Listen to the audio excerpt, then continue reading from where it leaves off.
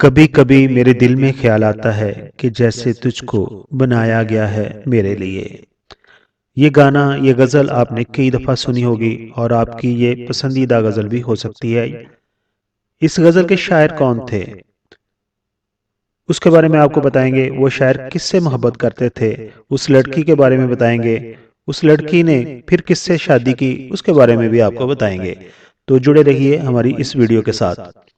कभी कभी मेरे दिल में ख्याल आता है जैसे तुझको बनाया गया है मेरे लिए। इसी तरह इस शायर का एक और गाना भी आपने सुना होगा, चलो एक बार फिर से अजनबी हो जाएं। जनाब, इस शायर का नाम है साहिर लुधियानवी।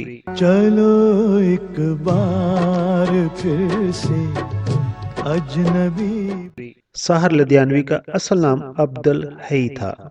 वो 8 मार्च 1921 को लाल हवेली, क्रीमपुरा, लुधियाना, इंडिया में पैदा हुए थे। उन्होंने बॉलीवुड फिल्म इंडस्ट्री के लिए कई एक यादगार गाने लिखे। साहिर लुधियानवी उर्दू और हिंदी में शायरी किया करते थे। आपकी शायरी अवामी मगर अदबी तकाजों को पूरा करती थी। साहिर लुधियानवी ने जिससे मोहब्बत की उसका नाम था अमृता, जो कि बाद में अमृता प्रीतम के नाम से मशहूर हुई। साहिर लुधियानवी और अमृता प्रीतम के माशका को अदबी दुनिया के मशहूर माशकों में शुमार किया जाता है।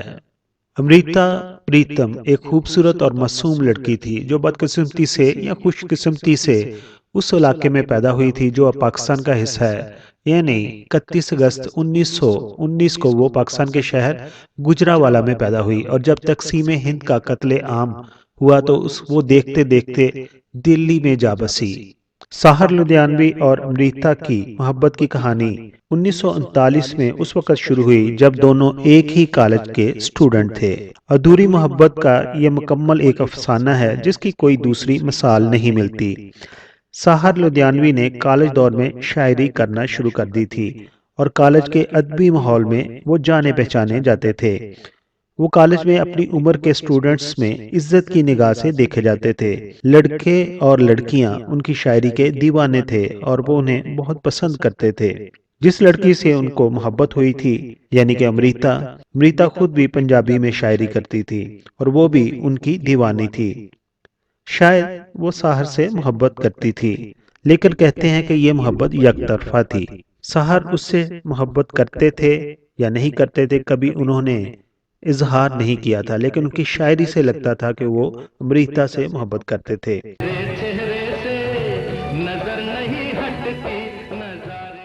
लेकिन कहते हैं कि साहर ने अमृता के घर वालों से उसका रिश्ता मांगा था, लेकिन अमृता प्रीतम के घर वालों ने साहर के रिश्ता को रिजेक्ट कर दिया क्योंकि साहर मुस्लिम थे और अमृता सिख थी। और फिर उन्होंने इसी वजह से अमृता की सिर्फ 16 साल की उम्र में उसके बचपन के मंगेतर के साथ शादी कर दी। अमृता के वालिदैन जिम्मेदार और असर रसूख वाले थे। उन्होंने साहर को कॉलेज से भी निकलवा दिया था ताकि उनकी बेटी पर बदनामी का कोई दाग ना लगे। मगर शायद किस्मत को कुछ और मंजूर था।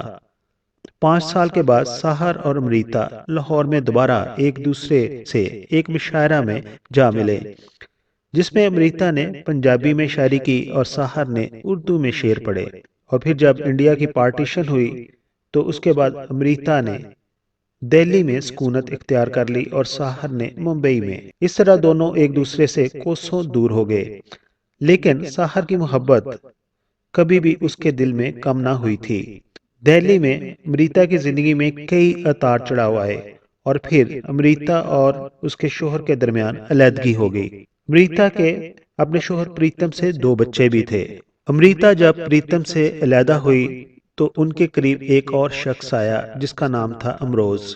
अमरोज अमृता से मोहब्बत करता था और अमृता साहर से मोहब्बत करती थी और सबकी ये एक तरफा मोहब्बत थी क्योंकि अमृता के दिलों दिमाग पर सिर्फ साहर राज करता था। मिलती है जिंदगी में मोहब्बत कभी कभी। साहर ने कभी भी दुनिया के सामने अपनी मोहब्बत का इजहार नहीं किया और ना कभी वो जमाने के सामने अपनी जुबान पर प्रीतम का नाम लेकर आए थे। लेकिन जब उन्हें लगा कि प्रीतम उनकी नहीं हो सकती तो उन्होंने एक गजल लिखी थी और यह गजल उन्होंने डिनोट की थी प्रीतम को। और बाद में इस पर बॉलीवुड में एक गाना भी बनाया गया था। उस गाने के बोल थे, चलो एक बार फिर से अजनबी हो जाएं। चलो एक बार फिर से अजनबी। और उस गाने के आखिरी शेर को लोग बहुत पसंद करते हैं, जो कुछ इस तरह है, वो अफसाना जिसे अंजाम तक लाना नामुमकिन हो, वो अफसाना जिसे अंजाम तक लाना नामुमकिन हो, उसे एक खूबसूरत मोड़ देकर तोड़ना अच्छा। सो इंडियन फिल्में देखने वाले छोड़ना अच्छा, चलो एक बार फिर से। कहते हैं कि यशराज की फिल्म कभी कभी साहर लुधियानवी की जिंदगी की कहानी पर मबनी फिल्म है, मगर फिल्म में ये कहानी रेखा और अमिताभ बच्चन की असल कहानी महसूस होती है, क्योंकि उन दोनों के दरमियान भी मोहब्बत का ये सिलसिला चला। अमृता का साहर और बॉलीवुड का साहर 25 अक्टूबर 1980 को दिल का दौरा पड़ने से इंतकाल कर गया था। अमृता ने अपनी जिंदगी में 100 से ज्यादा किताबें लिखी थीं, जिनमें शायरी के अलावा कहानियों के मजमूए, नावल और तनकीदी मज़ामीन वगैरह शामिल थे। हिंदुस्तान और पाकिस्तान की तकसीम के हवाले से उन्होंने एक नावल पिंजर लिखा था, जिस पर बाद में बॉलीवुड में एक फिल्म भी बनी थी। अमृता प्रीतम इंडिया की कौमी असम्बली की रुकन भी रही और उन्हें पद्मश्री अवार्ड से भी नवाजा गया।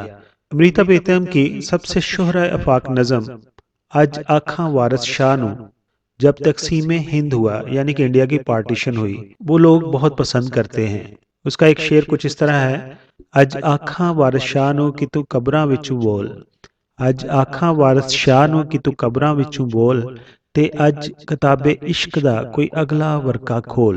साहर लुधियानवी की अमृता प्रीतम 31 अक्टूबर 2005 को 86 साल की उम्र में इंतकाल कर गई थी। दोस्तों, ये थी कहानी शुरा आफाक शायर साहर लुधियानवी और अमृता प्रीतम की। अगर आपको ये वीडियो पसंद आई है, आपकी इन्फॉर्मेशन में इजाफा हुआ है, तो हमारी इस वीडियो को लाइक, जबकि हमारे चैनल को सब्सक्राइब कर दीजिए। अगर आप हमें फेसबुक पर देख रहे हैं तो हमारी वीडियो को लाइक और हमारे फेसबुक पेज को फॉलो कर दीजिए। अपना बहुत सारा ख्याल रखिए। Thank you so much. जो वादा किया वो निभाना पड़ेगा, आना पड़ेगा। मुअज़्ज़ज़ सब्सक्राइबर, हम आपके शुक्रगुजार हैं कि आप अपना वक्त निकालते हैं और अपनी कीमती राय हमारी वीडियोस पर देते हैं। हमारी प्लीज है कि हम आपके कमेंट्स को अपनी अगली वीडियोस में शामिल करते हैं। दोस्तों, अगर आपने हमारा चैनल अभी तक सब्सक्राइब नहीं किया तो प्लीज सब्सक्राइब कर दीजिए और हमारे साथ जुड़े रहिए।